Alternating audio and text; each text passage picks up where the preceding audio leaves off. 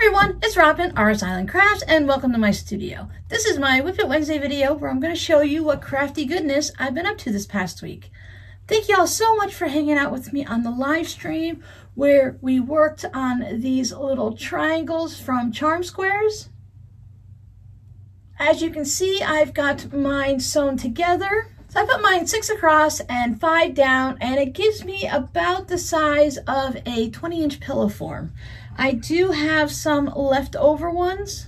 So I have 8 of them left over. So they are 4 inches wide by 4.5 inches tall. And that's why I ended up having a different number across by down. I really do like the way this turned out. I tried to mix everything up so I didn't have 2 identical fabrics touching in any area.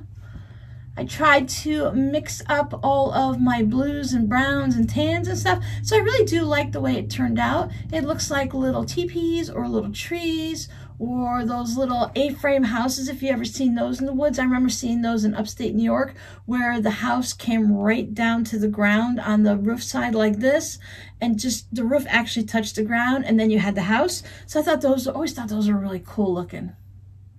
Now these leftover bits, I'm really not sure what I'm going to do with them. Maybe I will turn them into a zipper pouch, or I can make some mug rugs out of it. And I still have these little bits that I practice on. I have 4 of these. Now for those of you who haven't seen this before, this is Moose Lake, the charm pack that I use. Moose Lake from Ben Artex, and it says Home of Fossil Fern. So you get 42 5x5 pieces that are 100% cotton, and they came in this little baggie, and it shows you, I love when the charm packs show you all of the fabrics that are on the back. I think that's a really great idea when they do that, because especially if it's going to be wrapped up in plastic like this, you can't flip through and see what it is. And I like my charm packs to be nice and neat without, the sleeve is great and all, but someone could always flip through and make them so nice, not nice and neat. Just like when you get a jelly roll, you want it to look beautiful when you get it. You don't want someone else to have already been messing with it. My original plan was to turn this into a pillow. Let me show you the back. But I don't know, it will fit a 20-inch pillow form, but I'm not sure how much I'll lose when I quilt it. So I can't do the matchstick quilting on this because that will really shrink it down. I was thinking that I could just do a really weird zigzag to where I go inside or outside of the triangle and then just stitch in the ditch along to the next one and do it again. So it's kind of like a heartbeat on a heart monitor, so that you go up and then you go over and then up again like that. I have to see what I have for the back of it to turn it into a pillow form. It's really easy to turn it into a wall hanging. You can put almost anything you want, but to make it an envelope back, I need to have two fabrics that preferably would match, though it's not that important. I would prefer it to match on a pillow. So I need to have 2 large pieces of fabric for the way that I make them so that it folds over nicely and everything like that. So we'll see what happens to this guy. For now, I really think it's going to end up being a wall hanging. So I think that would be fine too, to have a wall hanging inside a little bit of like a log cabin type place or something like that. So I think that a wall hanging will work just as well as a pillow will. Now the next thing I worked on is I finished up all of those little scraps that I had. This bucket was pretty full of all of the scraps to make the spools, the scrappy spools that I was going to make into the actual spool-shaped pin cushions that didn't really work out very well for me. I have a video for that also, but I'm fine with this. I did put the top and bottom on the spools, so if I'm going to turn them into a pin cushion, what I'll end up doing is I will just go ahead and put a back on it, and when I stitch it, I'll just cut these off and then just stitch it into a rectangle. So some of them will turn into pin cushions or little mini pillows, whatever you want to use them for. I don't always put catnip inside my catnip projects. I take a Ziploc baggie and I have some catnip in it, and then I take the stuffed animal, the pillow, whatever, and I stuff it in there so the catnip's on the outside, because even if it's on the inside, it's going to wear out, so you're going to need to refreshen it. So I like to go ahead and just dip it in like that, and my cats like it so they can rub their face on it. And then other ones will turn into zipper bags or you might see them on a tote bag. I have an idea to use these with something else on a tote bag. And for those, I have a little bit of a shape that I just go ahead and turn these so that they have more of a rounded edge. If you check in my Etsy shop, which is listed down below in the description box, you'll see where I made a zipper pouch, a gray zipper pouch, and I just curved these and appliqued it on top. So I'll probably do something like that. I have many of these that I can play with. A little bit of the rainbow. The only thing that I don't have is the yellow because the cats have the yellow. So if you hung out with me on the live stream, I showed off the zipper pouch that I made. This is that pre-quilted. The fabric isn't pre-quilted, but it came to me quilted. So the person that sent this to me had quilted it and used it for whatever project, and maybe this was leftover. So it has a white meander all around it, and it came in one large piece that was about 10 inches with some wobbly edges. So I just trimmed it down to a good zipper pouch size. I added some red fabric to the bottom. It's got a nice red tassel. Remember to put my tag in. I'm always happy when I remember to put a tag in it. White zipper on top, and on the inside is this gray fabric that was also sent to me with this paisley aqua and red. I just really love the way this turned out. It's listed in my Etsy shop if anyone is interested. I think the colors just worked really well. I was happy to have this red that really matches the red. I had a couple reds to choose from, but they weren't quite the right color, tone, hue, whatever to match the other red. Now, you've seen these before. These are the little mini art quilt things, wall hangings that I made for my daughter. She wants to send them as a gift to a gaming channel that she follows. I did get all of the facing hand stitched down.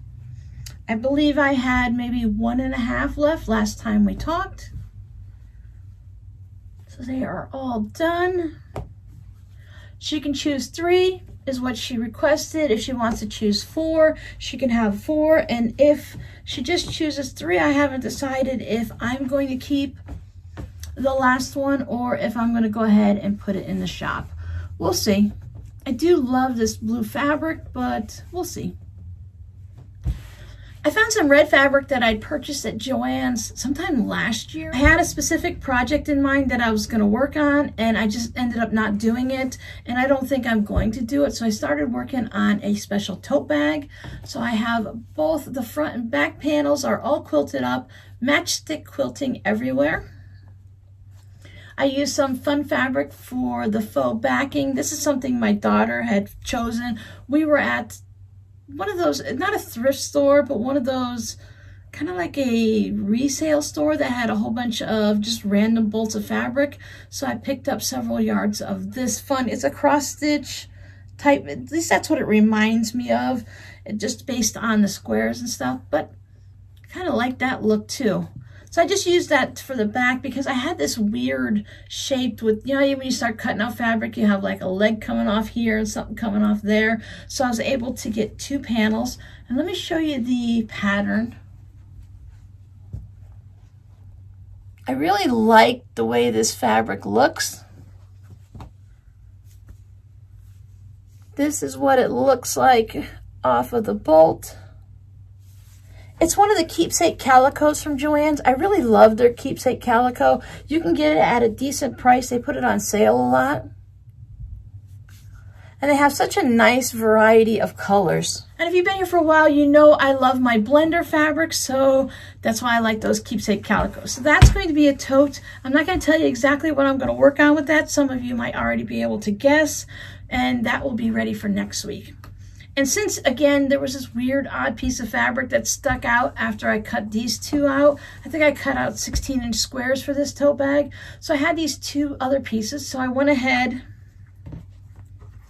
and did some matchstick quilting on these, and they're going to match that tote bag. So if anyone's interested when they're all done, if you love the tote bag or if you love the zipper pouches, you'll have 2 options, something larger or just something small and fun.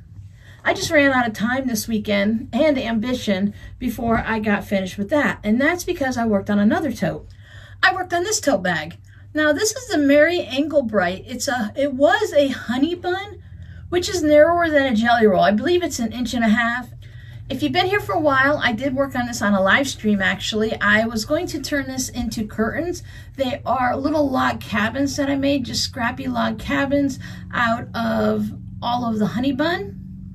I still have a bunch left, so I probably will turn this into something else. Of course, maybe I can figure out another tote and just add some fabric to it to spread it out a little bit because I don't have enough to make an actual tote on its own. But this is great for frankenpiecing the tote bag, so I can just add other blocks to it because the fabrics are so Crayola is what I like to call them, because you've got your greens, your reds, your blues, you got some black and white and yellow. Since I already did the green handles before and I have a yellow lining that I'll show you in just a minute, I decided to go ahead and go with the blue handles. And you can see, look, no hands. This is how well these tote bags stand up on their own. I do have this little sleeve pressing thing inside it just to help it keep its form on the bottom.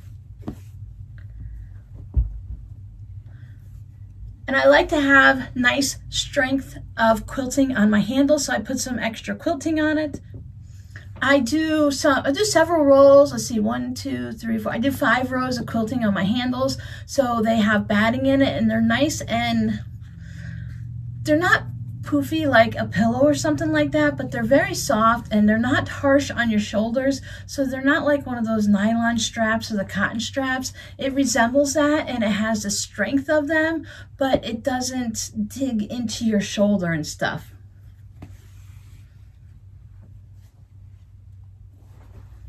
There's a little glimpse at the inside lining. Let me turn this inside out so we can see what it looks like. I think turning it inside out has been a great idea to make it easier to see what the tote looks like. Now on the inside, I went, because the outside felt a little quirky. It's got some music notes, it's got some flowers.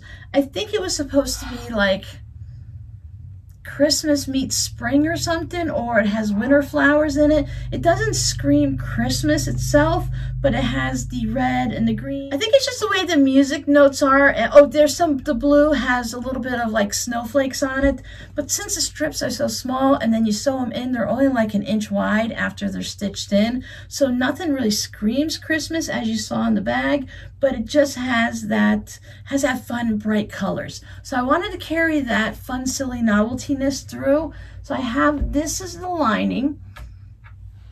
So this side has more of those like later gaiters that we saw in the last tote bag I made. I have put the blue tassel on it to go with a yellow zipper. And on the inside, I just went with a simple white. I didn't want to have anything that was going to be too dark and shadow through on the yellow fabric. I did line the lining fabric with interfacing again. And on this side, you have all the animals in bright, fun colors, and those are the same colors that are on the outside of the bag. I did the welt pocket with a white lining, which gives us that little bit of a white thing. I have had a request, I don't know if I mentioned that, I've had a request to do this pocket, and when I work on the next tote bag, I will go ahead and show you. I'll put up a video on how I did that. So it'll be filmed soon, and you'll see it later this month, early into December.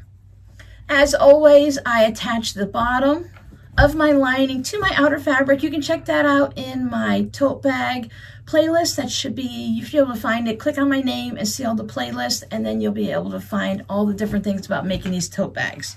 So if you ever have a question on how to put the zipper pocket in, how to make the corners, we have made tote bags. So the only thing left now, I think so far, is to put that welt pocket. We have learned every other part of a tote bag. Nice boxed corners. So here you can see all of those fun colors. It does stand up all on its own. This just helps it when I'm taking pictures and showing you in a video to make sure it does stand up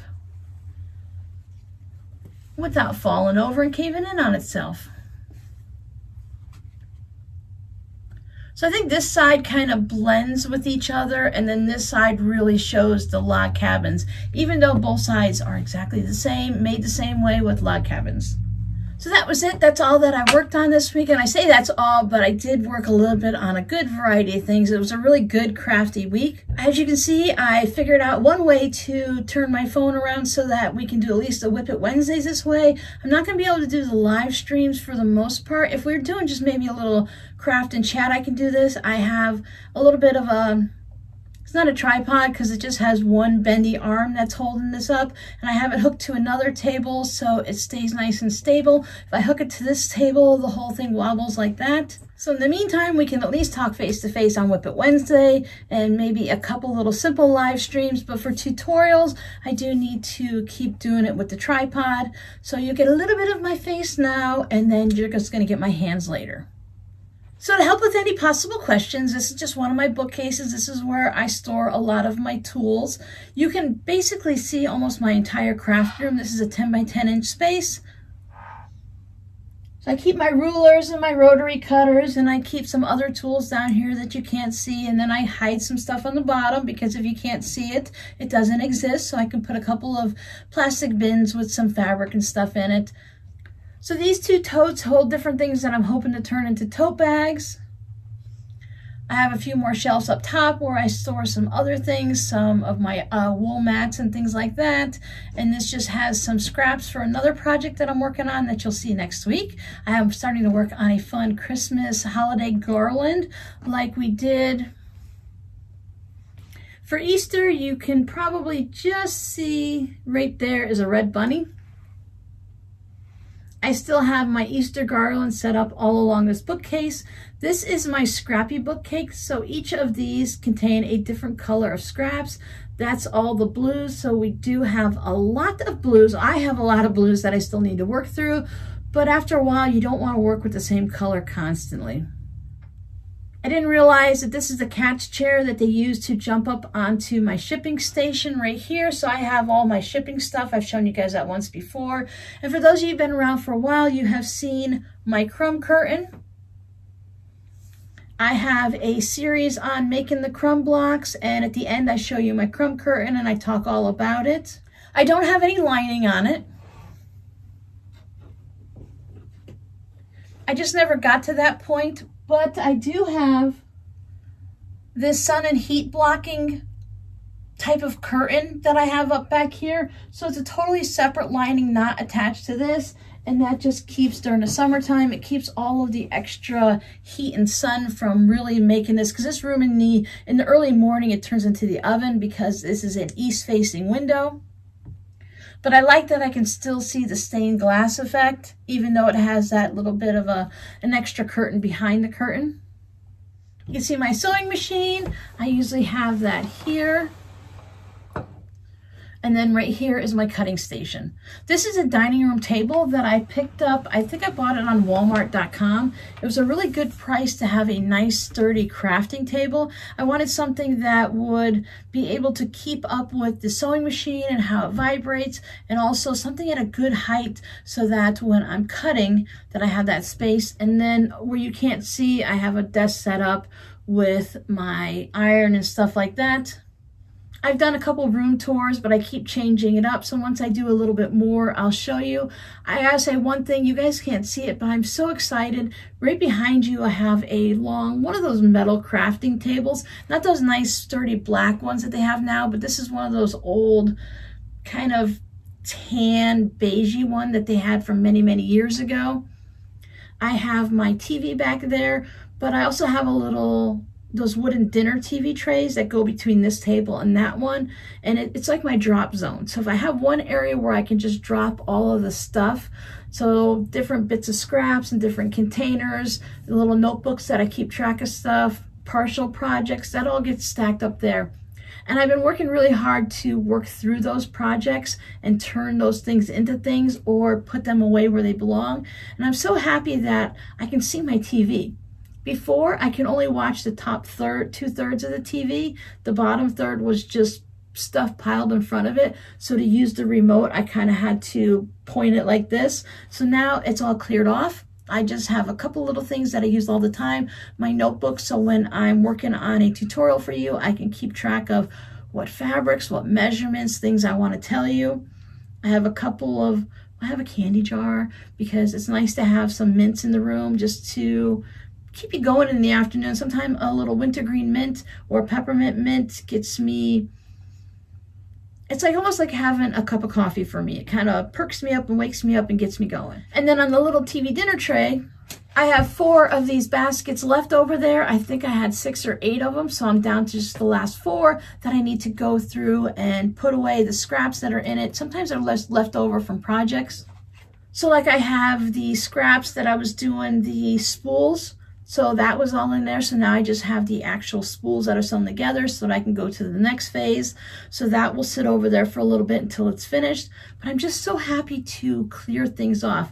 Some of you guys laugh, but I like to have, this table has to be clear at the end of the day. So when I leave at the end of the day and I turn off my sewing machine and I turn off the lights, this is what it looks like. So I have my sewing machine nice and neat here. And then I have my cutting mat, which is right here. And that's where you see me film all of my videos before.